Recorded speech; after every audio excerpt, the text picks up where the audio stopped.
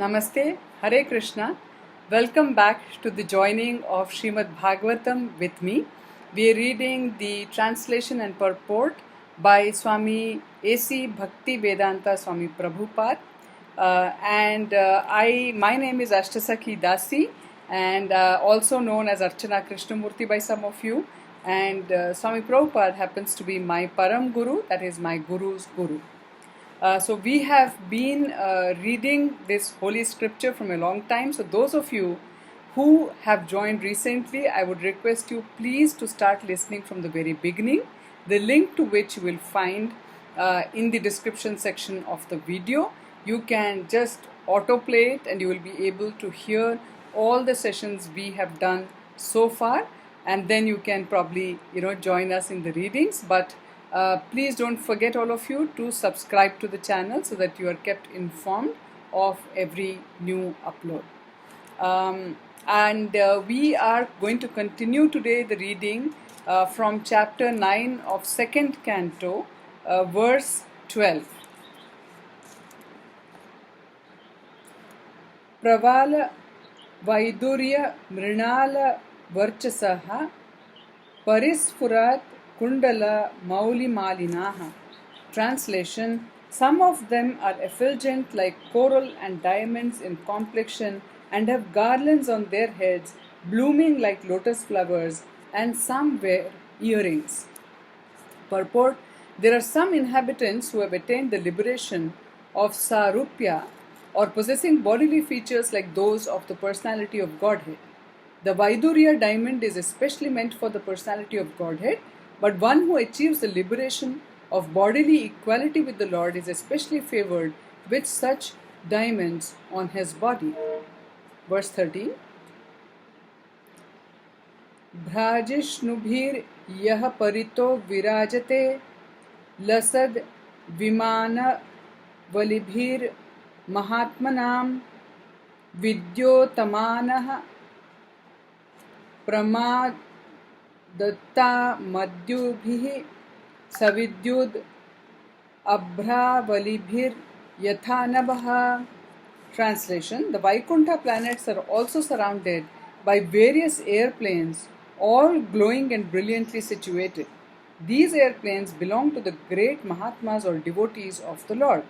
The ladies are as beautiful as lightning because of their celestial complexions, and all these combined together appear just like the sky decorated with both clouds and lightning. Purport: it appears that in the Vaikuntha planets there are also airplanes brilliantly glowing, and they are occupied by the great devotees of the Lord with ladies of celestial beauty as brilliant as lightning. As there are airplanes, so there must be different types of carriages like airplanes, but they may not be driven machines as we have experienced in this world. Because everything is of the same nature of eternity, bliss and knowledge, the airplanes and carriages are of the same quality as Brahman.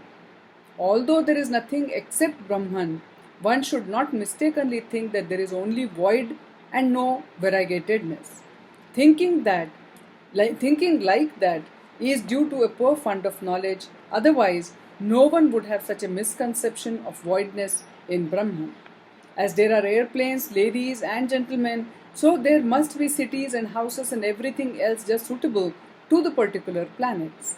One should not carry the ideas of imperfection from this world to the transcendental world and not take into consideration the nature of the atmosphere as completely free from the influence of time, etc., as described previously.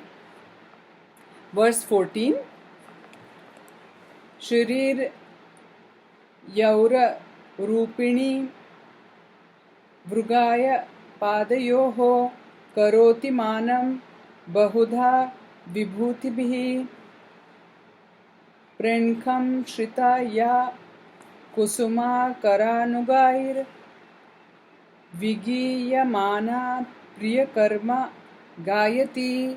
Translation: the goddess of fortune in her transcendental form is engaged in the loving service of the Lord's lotus feet, and being moved by the black bees, followers of spring, she is not only engaged in variegated pleasure, service to the Lord, along with her constant companions, but is also engaged in singing the glories of the Lord's activities.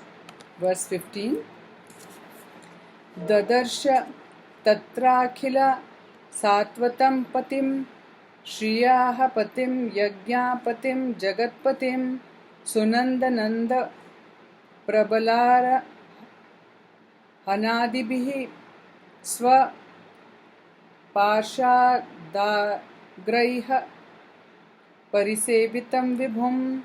Translation: Lord Brahma saw in the Vaikuntha planets the personality of Godhead, who is the Lord of the entire devotee community, the Lord of the goddess of fortune, the Lord of all sacrifices, and the Lord of the universe, and who is served by the foremost servitors like Nanda, Sunanda, Prabala, and Arhana, his immediate associates. Purport: when we speak of a king, it is naturally understood that the king is accompanied by his confidential associates, like his secretary, private secretary, aide-de-camp, ministers, and advisors. So also when we see the Lord, we see him with his different energies, associates, confidential servitors, etc. So the Supreme Lord, who is the leader of all living entities, the Lord of all devotee sects, the Lord of all opulences, the Lord of sacrifices, and the enjoyer of everything in his entire creation, is not only the Supreme Person, but also is always surrounded by his immediate associates, all engaged in their loving transcendental service to him. Verse 16. Bhritya prasada bhimukham drig asavam prasanna hasaruna lokananam kirtinam kundalinam chaturbhujam pitamshukam vakasi lakshitam shriya. Translation: the personality of Godhead, seen leaning favorably towards his loving servitors, his very sight intoxicating and attractive, appeared to be very much satisfied. He had a smiling face decorated with an enchanting reddish hue. He was dressed in yellow robes and wore earrings and a helmet on his head. He had 4 hands, and his chest was marked with the lines of the goddess of fortune. Purport: in the Padma Purana, Uttarakhanda, there is a full description of the Yoga Pitha, or the particular place where the Lord is in audience to his eternal devotees. In that Yoga Pitha, the personifications of religion, knowledge, opulence, and renunciation are all seated at the lotus feet of the Lord. The 4 Vedas, namely Rig, Sama, Yajur, and Atharva, are present there personally to advise the Lord. The 16 energies headed by Chanda are all present there. Chanda and Kumuda are the first 2 doorkeepers. At the middle door are the doorkeepers named Bhadra and Subhadra, and at the last door are Jaya and Vijaya. There are other doorkeepers also named Kumuda, Kumudaksha, Pundarika, Vamana, Shankukarna, Sarvanetra, Sumukha, etc. The Lord's palace is well decorated and protected by the above mentioned doorkeepers. Verse 17. Adhyarhani Yashanam Ashtitam Param Vritam Chatuhu Sodasha Pancha Shaktibhi Yuktam Bhagaiha Svair Itaratra Chaturvaiha Swa Eva Dhaman Ramamanam Ishwaram. Translation: the Lord was seated on his throne and was surrounded by different energies like the 4, the 16, the 5, and the 6 natural opulences, along with other insignificant energies of the temporary character. But he was the factual Supreme Lord, enjoying his own abode. Purport: the Lord is naturally endowed with his 6 opulences. Specifically, he is the richest, he is the most powerful, he is the most famous, he is the most beautiful, he is the greatest in knowledge, and he is the greatest renouncer as well. And for his material creative energies, he is served by 4 namely the principles of Prakriti, Purusha, Mahat-tattva, and ego. He is also served by the 16, namely the 5 elements earth, water, air, fire, and sky, and 5 perceptive sense organs the eye, ear, nose, tongue, and skin, and the 5 working sense organs the hand, the leg, the stomach, the evacuation outlet, and the genitals, and the mind. The 5 includes the sense objects, namely form, taste, smell, sound, and touch. All these 25 items serve the Lord in the material creation, and all of them are personally present to serve the Lord.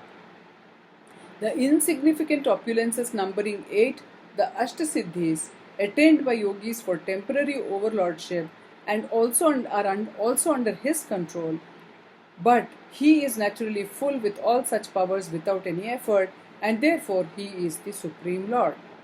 The living being, by severe penance and performance of bodily exercises, can temporarily attain some wonderful power, but that does not make him the Supreme Lord. The Supreme Lord, by his own potency, is unlimitedly more powerful than any yogi. He is unlimitedly more learned than any jnani. He is unlimitedly richer than any wealthy person. He is unlimitedly more beautiful than any beautiful living being, and he is unlimitedly more charitable than any philanthropist.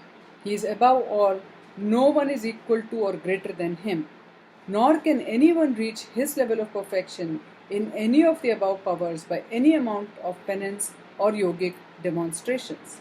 The yogis are dependent on his mercy.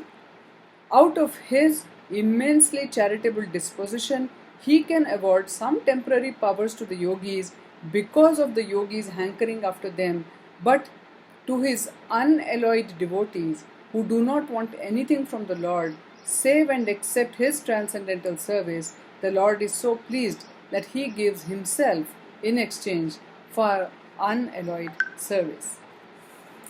With this wonderful reading, friends, we will conclude the reading for today. I hope all of you are safe, and I request you all to take all the precautions that are necessary in these difficult times, and I'll see you all soon again. Hare Krishna.